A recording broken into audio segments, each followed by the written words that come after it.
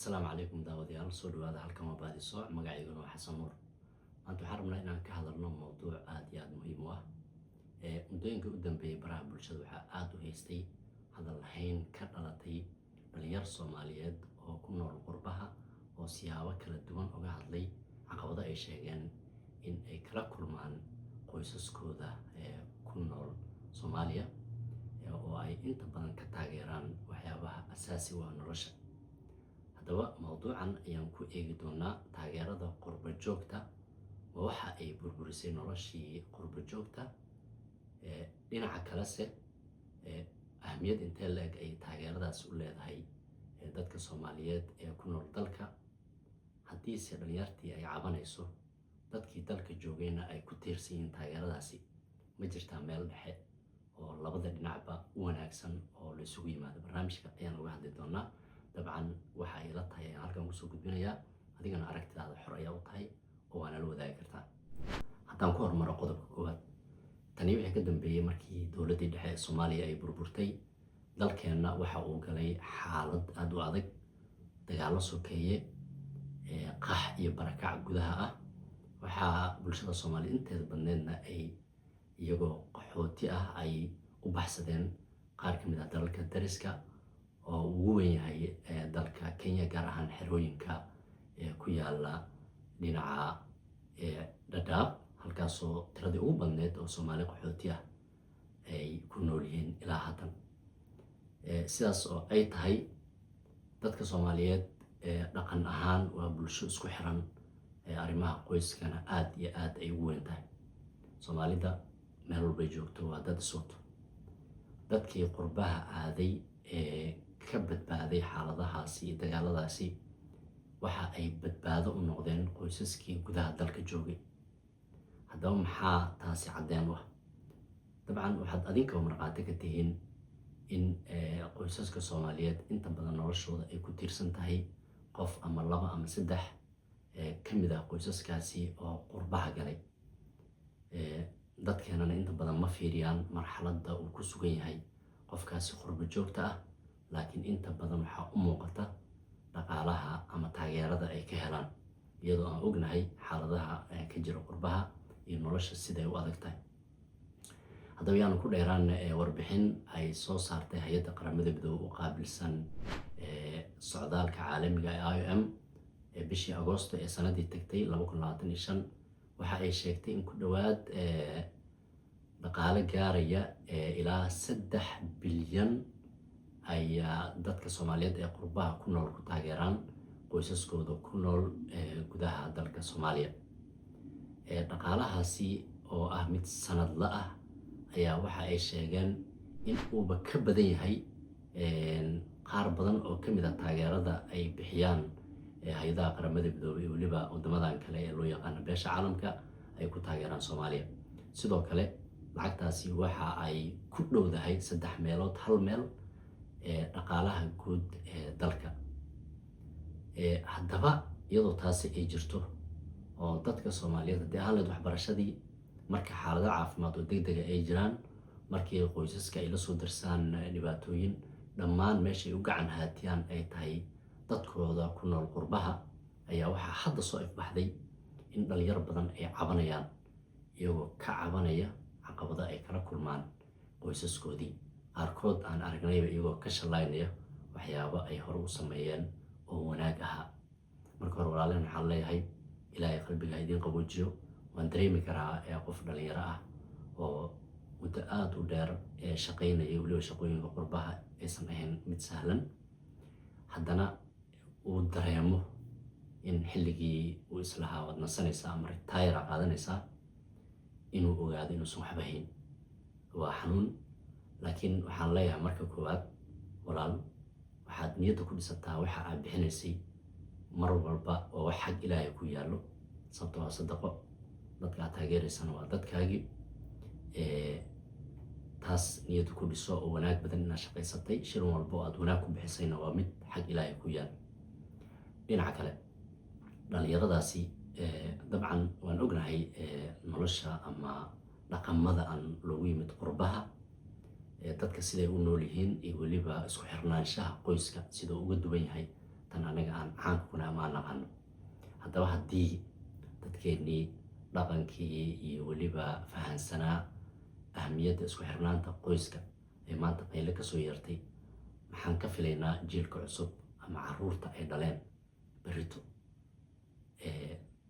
waxaan isleeyahay waxaa jirta hab dhexe oo dhallinyaradan dhibaatooyinka ka cabanaysa ay iyaguna ku badbaadi karaan, taageeradii ay qoysaska ka heli lahaayeenna ay ku heli karaan, ay kusii socon karto. marka koowaad, dadka waddanka joogo waxaan leeyahay waalid ha noqdo ama walaal ha noqdo, qofka walaalka ah ee qurbaha jooga ee aad taageerada ka helaysid, mar walba waa inaad isku daydaa inaad ogaatid xaaladihiisa hoose. ma ahan keliya inay kuu muuqdaan shilimaadka uu kuu soo dirayo, laakiin waa inaad isku daydaa inaad ogaatid duruufaha uu ku sugan yahay, caqabadaha haysto. waa laga yaabaa in dad badan aysan fikir ka haysanin marka wadamada Afrika la joogo oo kale, dadka meelaha jooga ay u maleeyaan lacagaha ama dhaqaalaha inay si fudud ku helaan, taasoo aan waxba ka jirin. oo dadkan qabow ku kala hayo, cimilooyinka isbedelayo, noloshii oo qaali ah, gurigii, kiradii, wax walba ee aad u sarreyso, haddana aanan quusan oo subax walba kala haya, sanado badanna sidaa soo sameynaya. qaarkood taraag ay wadaan oo waddo ay saaran yihiin 24 hour ama 24 saac. qaarkood tagsiilayaal ay yihiin iyagoo xanuuno dareemayo oo hataa dhabarka ka istaagi laha ay shaqooyinkooda kasoo laabanayaan. qaarkoodna ay shaqooyin aad u adag oo ay qabanayaan. ma ahan wax sahlan in duruufahaasi qofkaasi ku xiran aad juhdi gelin weysa inaad ogaatid. yeeso kuu muuqan shilimaadka, waxa koowaadan ku leeyahay waa inaad isku daydaa inaad ogaatid qofkaasi waalidku u tahay, ama gabadhaasi ama wiilkaasi aad waalidku u tahay, ama walaalkaaga ama walaashaada ah. marka hore ahmiyad ha kuu lahaata ama muhiimad gaara sii xaaladiisa gaarka ah. marka wixii ka dambeeyo ayaad arrimahaaga kale usii gudbi kartaa, taasoo iga dardaaran. qodobka labaad aan dadka waddanka jooga aan leeyahay waa sax ma aha in il dhaqaale aad u aragtaan taageerada aad ka helaysaan dadkiina qurbaha ku nool. waa inaad isku daydaan inaad ilo dhaqaale heshaan oo adinka hataa aad qofkaas culeys ka qaadi kartaan. marka xaalado degdega ay soo baxaan waa la isku baxsan karaa, laakiin haddii ay noqoto aragtida koowaad ama aragtida qofkaas uu haysto in uu u arko shilimaadka uu ka helayo qofkaasi qurbaha joogo inay il dhaqaale u tahay, wuxuu ka fariisan doonaa isku day walba uu noloshiisa ku horumarin lahaa ama uu dhaqaalo ku abuuri lahaa. taasna waxay caqabad ku noqonaysaa qofkaasi naftaadii caqabad ku noqonaysa, sababtoo ah haddii aad qofkaasi weyso maxaa xal ku ah?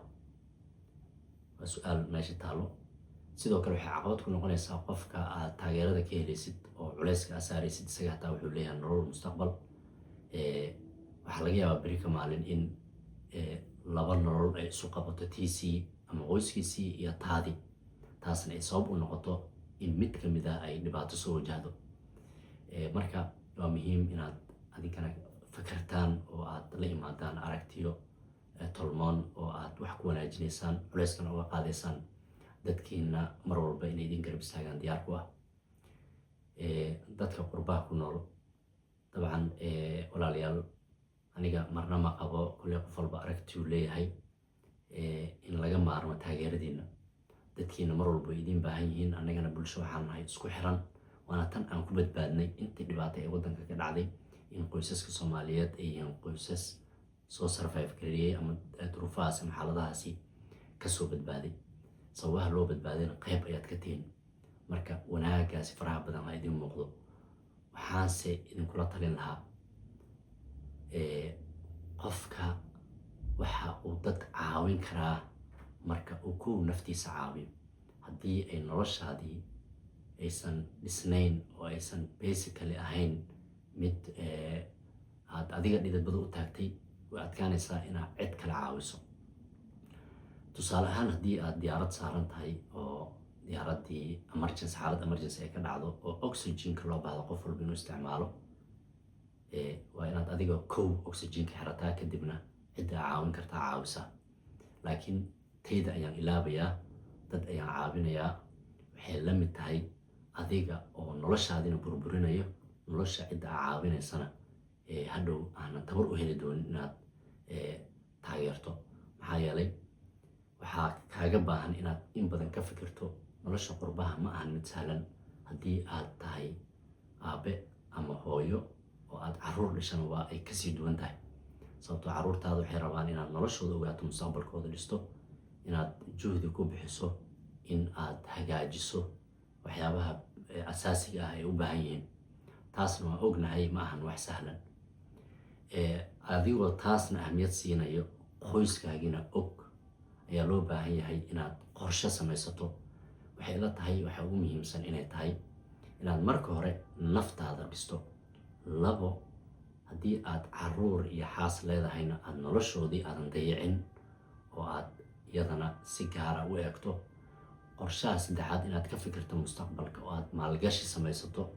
maalgashigaas ha noqdo mid aad ka fikirayso in berri ka maalin markii xoogga aad maanta leedahay, dadaalka iyo caafimaadka aad haysato, aad berrita awoodi weyso, wixii aad ku badbaadi lahayd. waxaa ku badbaadaysa waa investmentiga aad maanta samaysato ama maalgelinta aad maanta samaysato. marka maalgashigaas mustaqbalkana inaad ahmiyad gaara siiso. adigoo saddexdaas qodob eegaya ayaa waxaad qorshe u samayn kartaa qaabka u taageeraysid qoyskaaga. waxaadna mar walba aad xoogga saari kartaa in xubnaha qoyskaaga aad iyaga hataa ku caawiso inay helaan ila dhaqaale oo ay kaga maarmi karaan taageeradaada. taasi waxa ay ka qayb qaadan kartaa in noloshaadana ay ku degto, ayagatoodiina ay u degto.